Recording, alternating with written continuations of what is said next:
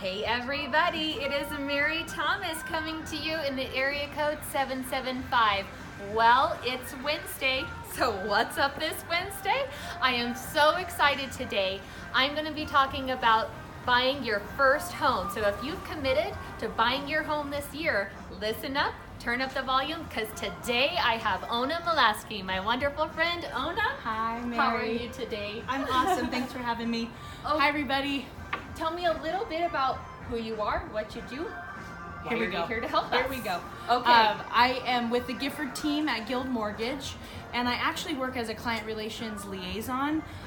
So I'm out in the field a lot with our realtor partners, but I do work on the front end as well. So I do work a lot with our clients and know what their processes are and what they're feeling when they're going through the home buying process. Okay, which you've helped me extremely with, so that is why you are here. So I'm a first-time home buyer. Let's go back to my day of when I was buying my first home, and I did not know where to start. Where do I start? So the very first thing I want to say, if you're thinking about buying a home this year, you got to find a great agent. You need to feel comfortable with them. At the same sense, you want to feel comfortable with your lender, because this is a very private, a very personal experience, and it's very exciting.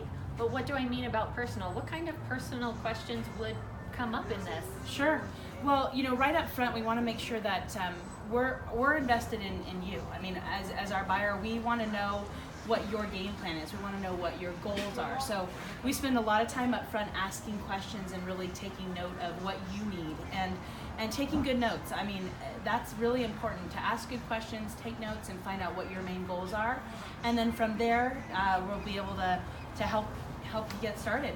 Okay.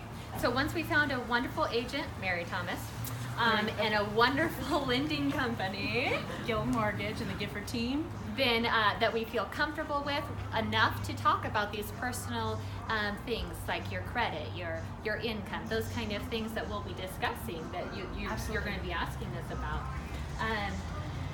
After we get to love you and know you, what is our next step? So we decided, oh no, we love you, we want to go with you. What from there? What to expect?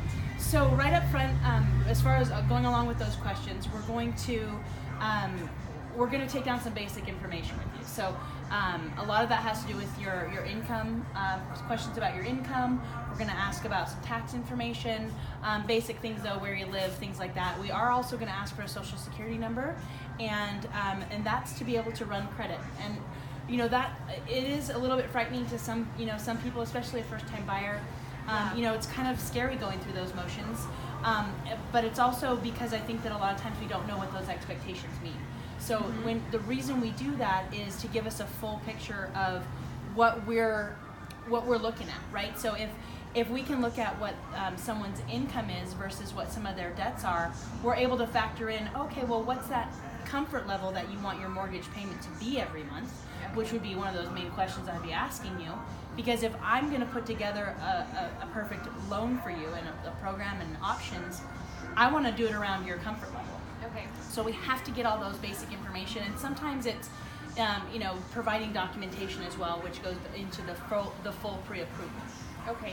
So at this point, I'm committed. I found you guys, but should I be running my credit at that point before I've gone out shopping? Excellent question, and this comes up a lot, honestly. Okay. And that should be on the part of a lender. They should, asking those questions up front, saying, hey, what are your goals? What's your time frame? What are you hoping to, accomplish by this home purchase? That's going to allow us to find out, okay, do you do you have any student loans that you've been paying on? We can kind of dig in a little bit more on those questions. And if you're like, I think I have a little bit of work to do, I need to pay down these couple things, and I'm pretty sure if I did that, it would help my credit.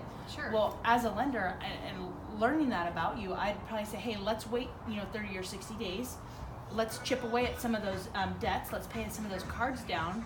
I'll stay in close touch with you. We'll go over any questions that you have, but ultimately, let's do that first, and then we'll go ahead and do a full running of the credit a couple months later. We want to set you up for success. So That's not breaking my heart. No. Okay. Yeah, we want to not break your heart. So we're going out there. So even though we're just getting going, we want to get that done for the reasons you were stating of just in case there was something like when I was 18, I had my JCPenney card. Yes. And whoops, Here we I go. stopped using that a long time ago. Something like that could come up and block me from buying a home. Sure, and it could pose that challenge. Like if we don't do that first, then down the road, months later, maybe it shows up, and then that's when you're really excited about home buying, and you didn't know that was on there. So it's better to do it early, catch it early, so you can get to work on it and set yourself up for success. Okay, a couple months down. So not only are we not getting heartbroken because we think we can get this neighborhood and it's really this neighborhood, or maybe it's better we can get this neighborhood and we didn't have to settle for this neighborhood. You, in sense, are protecting us in a couple ways by doing this process first. Yes. Okay. It's absolutely detrimental to do this process first. Okay. You don't want to be out there shopping and get super excited about something and have your dreams crushed. When you could have sat at home, comfy in your jammies, talk to me over a cup of coffee, and really line out what your goals are and figure it out beforehand, and then get back out shopping with you. Okay. In the right price range with that comfort payment. Of where we want to be. Yeah. Okay. We want this to be a fun experience. So, in the sense of, I did forget my JCPenney card, how long of a hiccup would that be? What do you see? And that's kind of depends on per person, but usually we'll say, hey, if we have X amount to pay down, we'll ask, what do you feel you can contribute this month, or what does the finances look for as far as allotting money to maybe make those payments on that specific card to alleviate it altogether. Or what we like to say is pay it down to the 30% mark. So you don't want to have an above 30% on a revolving credit line. If you can stay below that 30%, that's really kind of a key number that we look for when it comes to credit card and credit card debt and revolving credit. Okay, so what I'm hearing though is, so I'm a first buyer and my concern was I didn't want to waste your time, but in all essence this is getting the game plan together and all ducks in a row and planning for if there's anything we need to work on. Yes. But in case we don't, we're ready. Yes. In the sense of most of this can be covered in 3 to 6 months. We can be on the process of getting our goals accomplished instead of in 3 to 6 months when we think we're ready, then starting that process. Is that right? Yep, that's the benefit to getting a game plan together, talking to your lender right up front, going through the process, sharing what your goals are, let us help walk you through the steps and get you out there, because if not, we spend a lot of time like, oh, I think my credit's this, I'm not sure, I'm scared. So we spend months and months, sometimes years, really afraid of knowing what our credit really is, when it's really most likely not that bad, and it would only take a few months of diligent work to get it done, and then you've got keys. You're out there, you're shopping, you've got keys, and that's why I'm in this business. I just love helping people get the keys and result, right? And seeing that they did a little hard work and they got it done, and that's pretty exciting.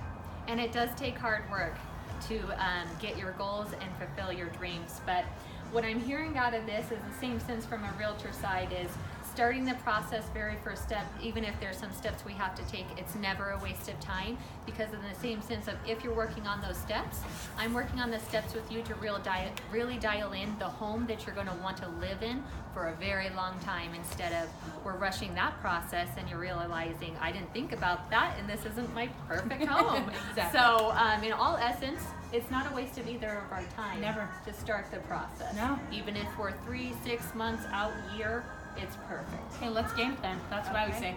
Let's So, get a game plan. Game plan. Step 1, step 2, find a realtor and a lender you trust. Step 3, go ahead, be honest with your lender and your realtor. Let them get the game plan together with you, with how you're comfortable. That leads us to the pre-approval that we're all waiting for, and that's the final step. That means we get to go shopping. So, when you're ready for that step of going shopping, I will be ready for that step to go shopping. And with your lender in hand with you guys, we will all get the goal that we're looking for. So if you're ready, I'm ready, and I'm always ready. Here we go.